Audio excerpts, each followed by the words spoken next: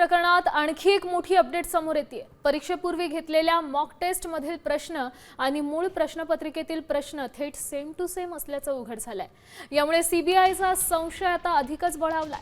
शिवराज मोटेगावकरची या प्रकरणी कसून चौकशी करण्यात आली आहे। मोटेगावकरच्या मोबाईल, लॅपटॉप आणि आयपॅडमध्ये प्रश्नपत्रिकांचा मोठा डेटा असण्याची ही दाट शक्यता तपास यंत्रणांनी वर्तवली।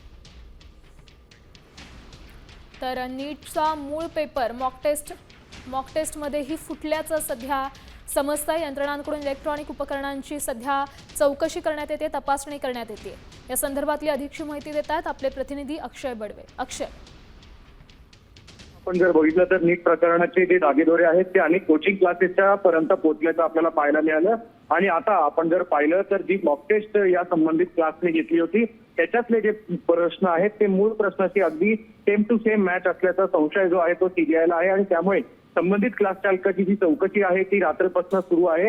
याच्यात आणखी काही धागेदोरे सापडतात का हे पाहणं महत्त्वाचं असेलच। तसंच संबंधित क्लास चालक जे आहेत त्यांचे मोबाईल, लॅपटॉप आणि इतर जे डिजिटल साहित्य जे आहे ते सुद्धा जप्त करण्यात आले। त्यामुळे मॉक टेस्ट मध्ये आलेले प्रश्न आणि मूळ प्रश्न जे आहेत परीक्षेतले ते सेम टू सेम कसे आले याचा देखील तपास सीबीआय कडनं सुरू आहे। नक्कीच धन्यवाद अक्षय दिलेल्या या सविस्तर अपडेटसाठी।